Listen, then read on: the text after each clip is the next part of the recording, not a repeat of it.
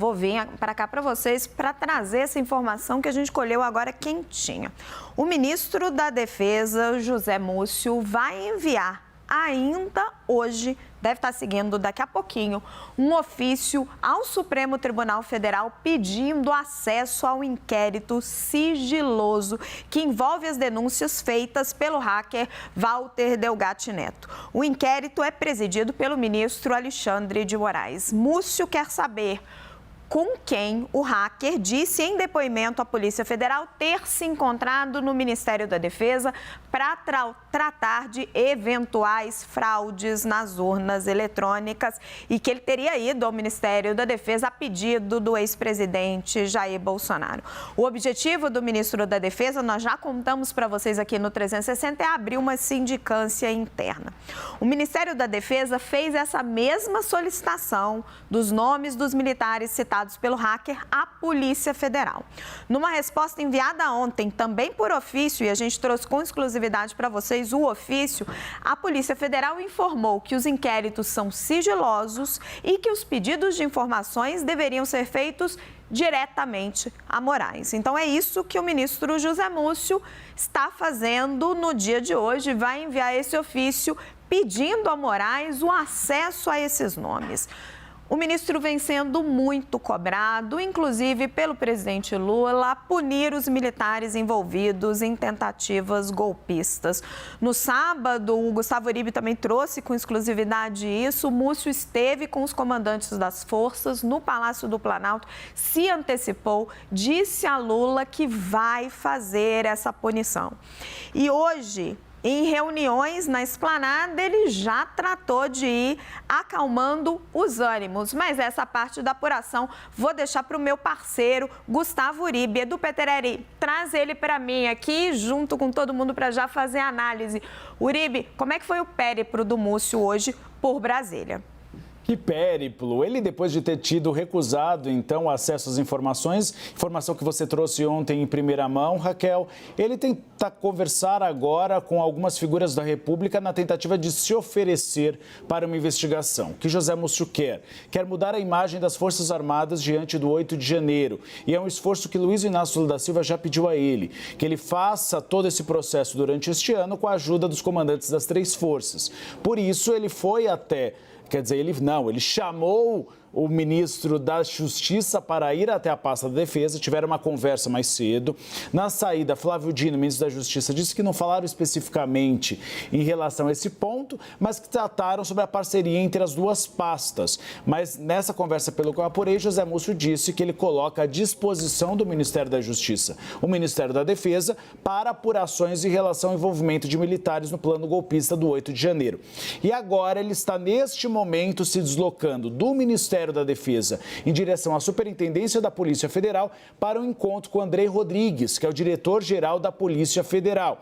E o objetivo é também fazer o mesmo aceno, ou seja, apesar das informações serem sigilosas, e aí foi uma opção da Polícia Federal para que esses nomes não vazem, e aí alguns militares pudessem eventualmente obstruir a investigação ou atrapalhá-la, que ele se coloca à disposição com informações e com dados para esclarecer todo este imbróglio. E aí você traz essa informação do pedido dele, então, que deve ser efetuado ao Supremo Tribunal Federal para compartilhamento de dados, porque ele quer abrir uma sindicância e ele quer se mostrar disposto a fazer essa investigação nessa tentativa que foi combinada no final de semana com Luiz Inácio Lula da Silva de tentar melhorar a imagem das Forças Armadas, reinstitucionalizar a imagem das Forças Armadas e desvinculá-la de Jair Bolsonaro.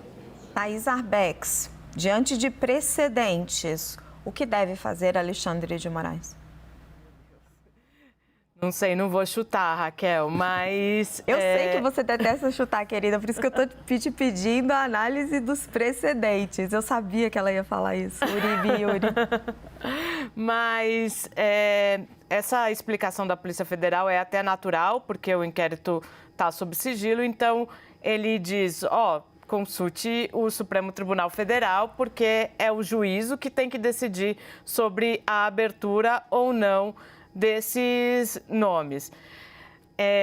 Vou arriscar aqui, assim, conhecendo um pouco de todo o processo, imagino que não terá muita dificuldade o ministro da Defesa de conseguir essas informações, até porque elas podem ser fundamentais para a investigação. Mas eu acredito que ela deva ser tratada de uma maneira muito sigilosa, como disse Uribe, por conta de tudo que possa envolver em relação à investigação.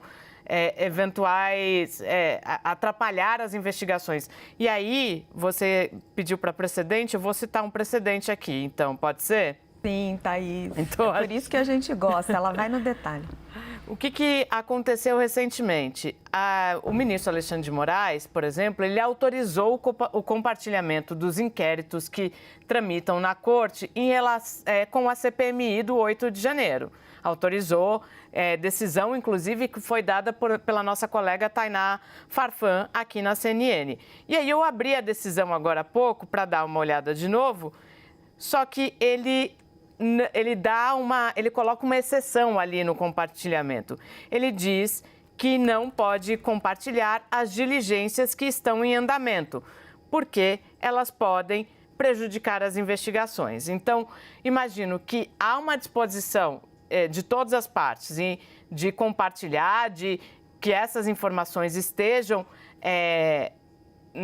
em posse daquelas autoridades que podem ajudar na investigação, mas tem algumas coisas que não podem, porque elas, no fim das contas, acabam prejudicando as investigações. Eu acho que esse deve ser o caminho. Yuri, o que a gente sabe de bastidor? Que o hacker teria se reunido com o ex-ministro da Defesa, o general, gente, se eu errar o nome, Paulo Sérgio Nogueira, teria se reunido com técnicos ali que estavam sendo chamados para olhar ali aquele grupo que tinha sido formado para participar do comitê de discutir as eleições, tentar achar que depois produz aquele relatório cheio de informações incorretas sobre as urnas eletrônicas. E o relato de bastidor que a gente tem é que os técnicos olharam, falaram, opa, esse hacker aí não sabe de nada, vamos dispensar, e que a conversa foi curta. E dentro lá do Ministério da Defesa, eles dizem, nossa, capaz que esse pessoal nem está mais aqui, já voltaram para as forças. E aí a apuração teria que ser feita nas Forças Armadas. Se ele realmente, o hacker, se encontrou com o ex-ministro da Defesa, com o general, que implicação a gente pode antever disso daí? Não, a priori, se encontrar com uma pessoa não é nenhum motivo de irregularidade, ainda que seja uma pessoa com todo esse histórico que Walter Delgatti tem e que conseguiu acesso ao que consta ao próprio então presidente da República. O grande ponto é o quanto este envolvimento de Walter Delgatti, ainda a ser mais bem aprofundado nas investigações, o quanto isso se deu de uma forma deliberada e com quais intenções. Qual era a intenção de franquear acesso a esta pessoa dentro de setores do governo que estavam debruçadas nessa questão relacionada à segurança da urna eletrônica e corroborando uma tentativa de autoprofecia, que é o que a gente tem visto nos mais diversos casos envolvendo algumas pessoas próximas do ex-presidente, do governo e que, de alguma forma, atuaram nessa discussão das urnas eletrônicas. Pelas várias questões, e essa específica de Walter Delgatti, uma tentativa de comprovar aquilo que não se tinha provas no passado, porque nunca foi comprovado nenhum tipo de fraude em relação ao resultado de nenhuma eleição executada com urna eletrônica. Ou seja, o sistema, não é que o sistema necessariamente seja falível ou infalível, mas o fato é que nunca ocorreu nenhum fato que tenha demonstrado de forma cabal que o sistema poderia não corroborar o resultado das urnas, não corroborar a vontade do voto popular da maioria dos eleitores em relação a este ou aquele candidato. E todo esse esforço que parece ter ocorrido para se tentar comprovar uma tese que não tinha fundamento fático é a grande questão. O quanto essas pessoas se envolveram para tentar fazer acontecer algo que nunca tinha acontecido e que nunca aconteceu. De novo, importante lembrar, absolutamente todos os eleitos nas eleições de 2022 assim o foram porque tiveram mais votos do que os seus adversários, desde o presidente da República até o deputado estadual do estado menos populoso do país.